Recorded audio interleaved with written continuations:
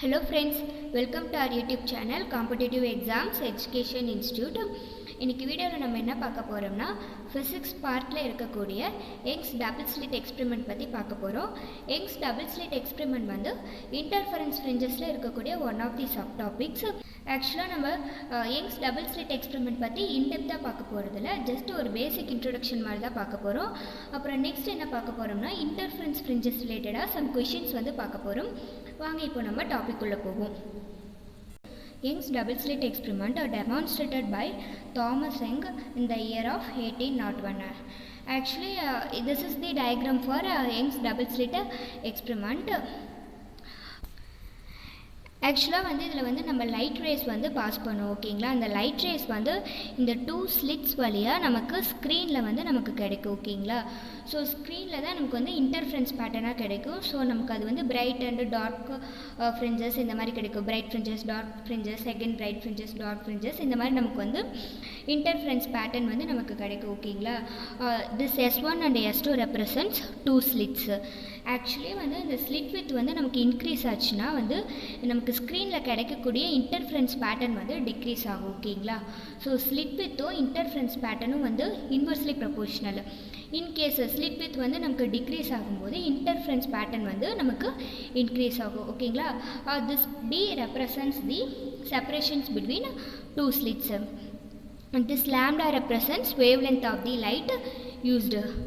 This capital D represents distance between the slit and the screen.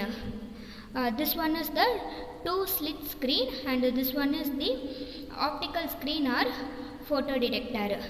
Actually நம்ம light rays வந்து use பண்ணுற light வந்து monochromatic light சோர்ஸ்னு சொல்லுவாங்க. அதாவது வந்து that is single source diffracted light. In modern day, lasers are used as coherent sources. Actually நமக்கு வந்து இந்த லைட் சோர்ஸஸ்லேருந்து, அதாவது வந்து நம்ம மோனோக்ரோமேட்டிக் லைட் சோர்ஸ் வந்து யூஸ் பண்ணுறோம் இல்லைங்களா, ஸோ அந்த லைட் சோர்ஸ்லேருந்து வந்து நமக்கு லைட் ரேஸ் வந்து நமக்கு பாஸ் ஆகும். ஸோ அந்த லைட் ரேஸ் வந்து இந்த 2 ஸ்லிட்ஸ் வழியாக தான் நமக்கு பாஸ் ஆகிட்டு ஸ்க்ரீனில் வந்து நமக்கு ஃபால் ஆகுதுன்னு சொன்னோம் இல்லைங்களா. ஸோ இந்த ஸ்லிட்ஸ் வழியாக பாஸ் ஆகிற லைட் ரேஸ் வந்து பெண்ட் ஆகிட்டு தான் நமக்கு வந்து ஸ்க்ரீனில் வந்து ஃபால் ஆகும். So that bending depend upon wavelength of the light used. Actually, Young's double slit experiment explains wave theory of light. இந்த ஸ்க்ரீனில் வந்து ரிசல்டன்ட் இன்டென்சிட்டி பேட்டர்ன் வந்து டிட்டர்மைன் பண்ணுறதுக்காக வந்து நம்ம சூப்பர் பொசிஷன் பிரின்சிபல் வந்து யூஸ் பண்ணுவோம். That is super position principle helps to determine the resultant intensity pattern on the screen. Next one is some points on Young's double slit experiment. Young's double slit experiment uses 2 coherent light sources and it explains the wave theory of light.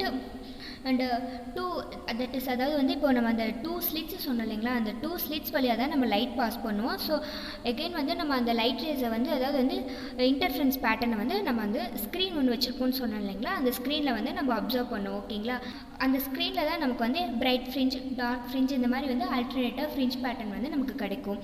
Next one is superposition principle helps to determine the resultant intensity pattern on the screen. Wave nature of light causes the light waves passing through the 2 slits to interfere and producing bright and dark bands on the screen. Next one is path difference. Path difference means light waves from 2 slits travels at different distances. Due to this path difference, some points on the screen are bright and dark fringes are obtained. Actually நமக்கு வந்து பாத் டிஃப்ரென்ஸ்னால தான் ஸ்க்ரீனில் வந்து நமக்கு bright and dark fringes வந்து கிடைக்குதுன்னு சொல்ல வராங்க. when the screen is moved away, capital D increases. Capital D represents distance between slit and screen. So நமக்கு வந்து இந்த கேபிட்டல் D வந்து இன்க்ரீஸ் ஆகிறதுனால நமக்கு வந்து ஃப்ரிஞ்ச் வித் ஆல்சோ இன்க்ரீஸ் ஆகும். When screen is moved away, D increases. Therefore, width of the fringe increases. That is, fringe width also increases. Next one is what is fringe width? Fringe width is represented by beta. Fringe width is the distance between consecutive dark and bright fringes. Fringe width formula is beta, which is equal to lambda into D divided by small d. This is the formula for fringe width, where beta represents fringe width, lambda represents wavelength of the light used, where d represents distance between a slit and screen, and small d represents separation between two slits. Maximum வந்து நமக்கு interference fringe pattern வந்து நமக்கு hyperbolic ஷேப்பில் தான் இருக்கும். In case நமக்கு வந்து screen and slit distance வந்து நமக்கு இன்க்ரீஸ் ஆகும்போது எப்படி இருக்குன்னா வந்து நமக்கு அந்த ஃப்ரிஞ்சஸ் வந்து ஆல்மோஸ்ட் ஸ்ட்ரெயிட் இன் ஷேப்பாக தான் நமக்கு கிடைக்கும். ஓகேங்களா, அதாவது வந்து பேசிக்காகவே நமக்கு இன்டர்ஃபரன்ஸ் பேட்டர்ன் ஃப்ரிஞ்சஸ் எப்படி இருக்குன்னா வந்து ஹைப்பர்போலிக்கில் தான் நமக்கு கிடைக்கும். ஓகேங்களா, பட் வந்து ஸ்க்ரீன் அண்ட் ஸ்லிட் டிஸ்டன்ஸ் வந்து நம்ம இன்க்ரீஸ் பண்ணும்போது, அதாவது வந்து கேபிட்டல் டி வந்து நம்ம இன்க்ரீஸ் பண்ணும்போது அந்த ஃப்ரிஞ்சஸ் எப்படி கிடைக்கும்னா fringes are almost straight in shape. Next one is angular fringe width. Angular fringe width is represented by the symbol theta. Angular fringe width is the angle subtended by a dark or bright fringe at the center of two slits. Theta, which is equal to beta divided by capital D, where beta represents fringe width and capital D represents the distance between slit and screen. Actually நமக்கு வந்து பீட்டாவுக்கு வந்து formula தெரியும், that is lambda into capital D divided by small d. Actually இந்த formula வந்து நம்ம இந்த beta பிளேஸில் வந்து நம்ம சப்ஸ்டியூட் பண்ணால் ஃபைனல் ஆன்சர் நமக்கு எப்படி கிடைக்கும்னா lambda by small d கிடைக்கும். ஓகேங்களா, actually theta which is equal to lambda by small d. This is the formula for angular fringe width. ஓகேங்களா, lambda represents wavelength of the light used, d represents separations between two slits. Actually இப்போ next நம்ம என்ன பார்க்க போகிறோம்னா வந்து interference fringes ரிலேட்டடாக ஒரு some questions வந்து பார்க்க போகிறோம். ஓகேங்களா, first question is when two waves of amplitude add constructively then the intensity becomes. அதாவது வந்து இப்போ டூ வேவ்ஸ் இருக்குது. ஸோ அந்த டூ வேவ்ஸோட ஆம்ப்ளிடியூட் வந்து நம்ம ஆட் பண்ணுறோம். ஸோ அப்படி ஆட் பண்ணும்போது கன்ஸ்ட்ரக்டிவாக நம்ம ஆட் பண்ணும்போது அதனோட இன்டென்சிட்டி நமக்கு எப்படி இருக்குன்னு கேட்டிருக்காங்க. ஸோ எப்படி இருக்குன்னா, ஸோ இதுக்கு வந்து நமக்கு ஒரு ஃபார்முலா இருக்குது, that is I directly proportional to A square, that is I represents intensity where A represents amplitude. அதாவது என்ன கொஷினில் சொல்ல வராங்கன்னா, இப்போ வந்து டூ வேவ்ஸோட ஆம்ப்ளிடியூடை வந்து நம்ம கன்ஸ்ட்ரக்டிவ்ல ஆட் பண்ணும்போது நமக்கு இன்டென்சிட்டி எப்படி இருக்குன்னு கேட்குறாங்க. ஸோ நம்ம வந்து இப்போ அஷ்யூம் பண்ணிக்கலாம். இப்போ ஆம்ப்ளிடியூட் வந்து நம்ம ட்வைஸ்ன்னு வச்சுக்கோ. ஓகேங்களா, so I directly proportional to A square. ஓகேங்களா, ஸோ இந்த A ஸ்கொயருங்கிற இடத்துல வந்து நம்ம 2A சப்ஸ்டியூட் பண்ணோம்னா எப்படி நமக்கு ஆன்சர் கிடைக்கும்னா ஃபைனலாக I directly proportional to 4 into A square. அதாவது வந்து இன்டென்சிட்டி வந்து நமக்கு 4 times ஆஃப் ஆம்ப்ளிடியூட்னு கிடைச்சிருக்கு. ஓகேங்களா, ஸோ ஃபைனல் ஆன்சர் நமக்கு எப்படி கிடைக்கும்னா when two waves of amplitude add constructively then the intensity becomes 4 times. Second question is what is coherent sources and incoherent sources? Coherent sources means it emit light waves with a constant phase difference. In case of incoherent sources means it do not emit light waves with a constant phase difference. Actually coherent source வந்து constant face டிஃப்ரென்ஸில் நமக்கு வந்து light waves வந்து emit பண்ணும். இன்கோஹரண்ட் source வந்து நமக்கு light waves emit பண்ணாது. Third question is for interference pattern the phase difference between the two rays must be constant. அதாவது நமக்கு இன்டர்ஃபரன்ஸ் பேட்டர்னில் டூ லைட் ரேஸ் இருக்குது இல்லைங்களா, ஸோ அந்த டூ லைட் ரேஸ் பிட்வீனில் உள்ள ஃபேஸ் டிஃப்ரென்ஸ் வந்து எப்படி இருக்குன்னு கேட்டிருக்காங்க. So the phase difference must be constant.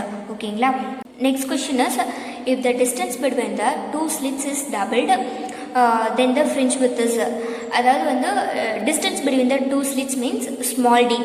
இப்போ வந்து small d வந்து நமக்கு டபுள் ஆகும்போது fringe width வந்து எப்படி இருக்குன்னு கேட்டிருக்காங்க. fringe width means beta. Actually நமக்கு வந்து இதுக்கு ஒரு ஃபார்முலா இருக்குது, fringe width formula, that is beta which is equal to lambda into capital D divided by small d. Where beta represents fringe width, lambda represents wavelength of the light used, capital D represents a distance between the slit and the screen, and D represents a distance between two slits. Actually இப்போ வந்து D வந்து double ஆகும்போது beta வந்து எப்படி இருக்குன்னு கேட்டிருக்காங்க. அதாவது வந்து fringe width inversely proportional to d. ஓகேங்களா, ஸோ இப்போ வந்து டி வந்து நம்ம 2 சப்ஸ்டியூட் பண்ணும்போது ஃப்ரிஞ்ச் வித் வந்து எப்படி இருக்குன்னா ஹாஃபாக இருக்கும், தட் இஸ் 1/2 இருக்கும். ஓகேங்களா, so 1/2 means half. Then the final answer is if the distance between the two slits is doubled then the fringe width is half. Next question is two waves will produce minima. Then the phase difference is 180 degree. இப்போ நமக்கு phase difference வந்து 180 degree கிடச்சிச்சின்னா that is destructive interference. In case of constructive interference phase difference between the two waves is 0 degree. அதாவது நமக்கு வந்து இப்போ destructive இன்டர்ஃபரன்ஸில் வந்து ஃபேஸ் டிஃப்ரென்ஸ் வந்து அவுட் ஆஃப் ஃபேஸில் இருக்கும், தட் இஸ் 180 டிகிரி. இதுவே நமக்கு கன்ஸ்ட்ரக்டிவ் இன்டர்ஃபரன்ஸில் வந்து இன் ஃபேஸ் இருக்கும், that is 0 degree. Phase difference between two waves in constructive interference is 0 degree. Actually next கொஷனில் வந்து நமக்கு 2 ஃபார்முலாஸ் இருக்குது, ஓகேங்களா.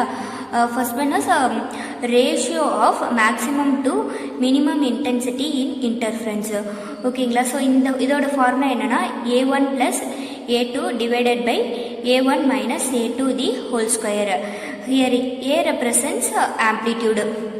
Next question is average intensity. Actually average intensity oda formula enna I1 + I2 divided by 2. Thank you so much friends. இந்த வீடியோவில் என்னால் முடிஞ்ச அளவுக்கு நான் இன்ஃபர்மேஷன்ஸ் வந்து நான் கவர் பண்ணியிருக்கேன். இன்கேஸ் ஏதாச்சும் இன்ஃபர்மேஷன்ஸ் மிஸ் ஆகிருந்தவோ ஆர் சம் இம்பார்ட்டன்ட் பாயிண்ட்ஸ் ஏதாச்சும் மிஸ் ஆகிருந்தால் மறக்காமல் கீழே கமெண்ட் செக்ஷனில் சொல்லுங்கள். நானும் வந்து கமெண்ட்ஸ் படித்து இன்ஃபர்மேஷன்ஸ் வந்து தெரிஞ்சுக்கிறேன்.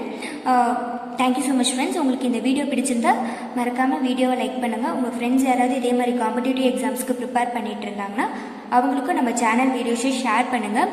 மறக்காமல் காம்படிட்டிவ் எக்ஸாம்ஸ் எஜுகேஷன் இன்ஸ்டியூட் சேனலை சப்ஸ்கிரைப் பண்ணுங்கள். நம்ம நெக்ஸ்ட் ஒரு வீடியோவில் பார்ப்போம். Thank you so much friends.